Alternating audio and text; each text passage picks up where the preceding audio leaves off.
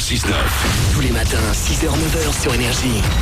Bon réveil, il est 7h32, c'est Manu dans le 6-9 avec vous. On va s'écouter Lily One de Prix qui aura Black M. Je vais vous prendre au téléphone dans une dizaine de minutes. N'hésitez pas à nous rejoindre. 0870 42 48, ce numéro de téléphone, je vous le rappelle, il est gratuit. Chez nous, vous ne payez pas quand vous nous appelez. Oh, j'aime bien parler comme ça. Ça me fait tout bizarre. C'est gratuit depuis un fixe. 0870 42 48. Voici les infos tout de suite parce qu'il est 7h33. On papote et on est en retard. Alors que ça nous arrive jamais. Voici les infos.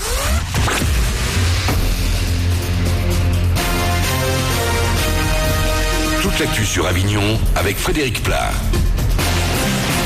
Bonjour, il va faire chaud aujourd'hui en Vaucluse et le long du Rhône jusqu'à 28 degrés sous un grand soleil cet après-midi. Ce matin, il pourrait être contesté par quelques nuages et au Saut-du-Lit, on a relevé 16 degrés à Avignon, Carpentras, Bagnols-sur-Cèze et Courthézon, 15 degrés à Vedène et Velleron. C'était la météo sur Énergie Avignon avec Doral Automobile. Zone de fond couverte à Avignon. Une nouvelle bataille électorale se profile au Pontet. Le tribunal administratif de Nîmes a annulé hier l'élection municipale de mars dernier. Elle avait été remportée de seulement 7 voix par le candidat FN Joris Ebrard. Il a décidé de faire appel et va donc continuer de diriger la ville en attendant une décision du Conseil d'État. 3 autres contentieux électoraux étaient également examinés hier pour Carpentras, Orange et Apt. Là, les demandes d'annulation ont été rejetées. À Orange, par exemple, le recours portait sur le vote électronique et les dépenses de campagne de Jacques Bompard. Et on reste justement à Orange avec la restructuration de l'armée de l'air. Le ministre de la Défense doit aujourd'hui annoncer les unités qui vont s'installer dans la Cité des Princes courant 2015. On parle de 200 militaires provenant d'unités dissoutes de Dijon. Une bonne nouvelle pour la ville après le départ cet été de quelques 750 à 800 légionnaires. Dans l'actu sport, du foot avec la 11e journée de Ligue 2 ce vendredi. Arles-Avignon se déplace ce soir sur le terrain du Gazellec Ajaccio à 20h. La rencontre s'annonce compliquée pour nos derniers du championnat face au 5e. Puis ce vendredi, c'est également le retour de la Ligue 1 avant Marseille-Toulouse dimanche. Le PSG en ouverture ce soir à 20h30 au Stade de France face à Lens. Enfin, un dernier mot de sport avec la reprise du championnat de volleyball ce vendredi.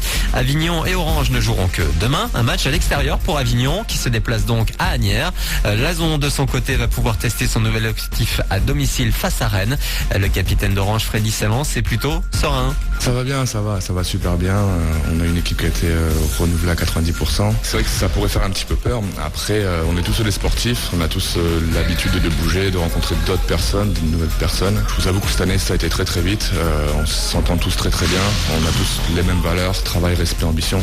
Les nouveaux joueurs sont des joueurs de talent, sont des joueurs qui veulent travailler beaucoup d'étrangers, beaucoup de jeunes. Le collectif, ouais, là, la synergie, je pense qu'elle a prise. Maintenant, on a hâte d'être à ce week-end pour Backline chez nous. Et à Rennes, donc c'est demain soir au gymnase Maurice Purpan d'Orange dès 20h. Une bonne nouvelle pour terminer ce soir, c'est les vacances de la Toussaint. Reprise des cours le 3 novembre. Voilà pour vos infos. Bon réveil avec Manu.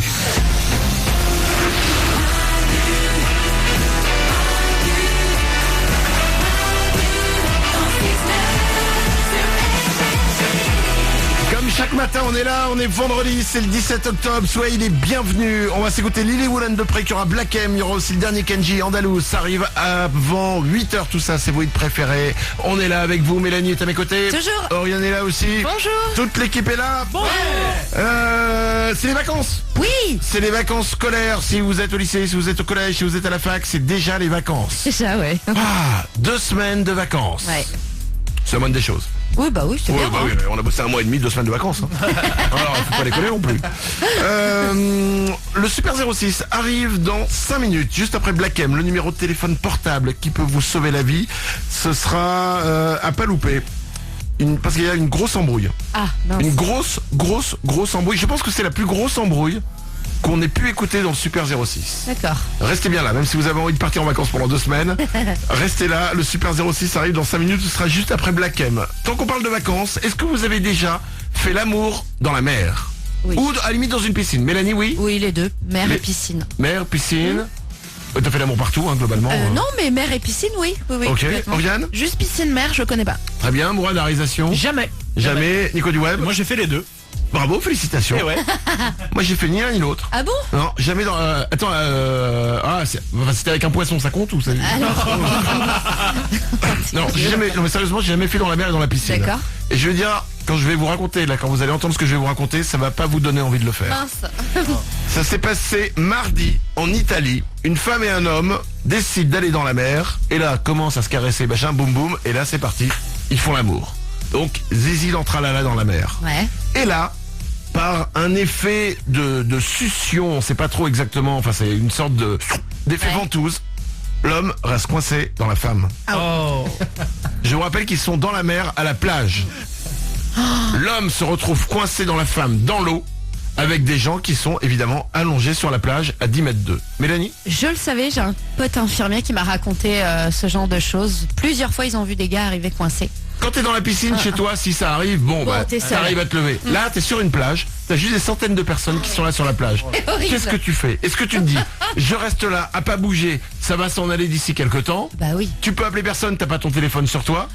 T'as pas 1000 solutions. Oriane? Bah tu fais signe avec la main à quelqu'un qui est allongé sur sa serviette pour qu'il vienne te tirer de l'eau quoi. Non, ils étaient trop loin. Oh putain. Le mec et la nana ont été obligés de revenir dans l'eau, lui bloqué dans la nana, à poil, d'arriver sur la plage, devant tout le monde, et de dire, est-ce que vous pourriez appeler, s'il vous plaît, les urgences? Je suis bloqué dans ma femme. Ah c'est horrible.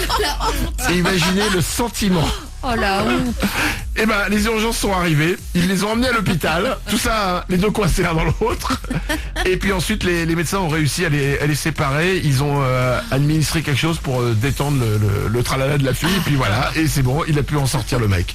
Nico du web? Il y a un truc qui m'étonne, c'est que personne n'ait pris les photos de ça. Moi je pense que c'est ce que je fais. Ça m'étonne pas, moi ça m'énerve.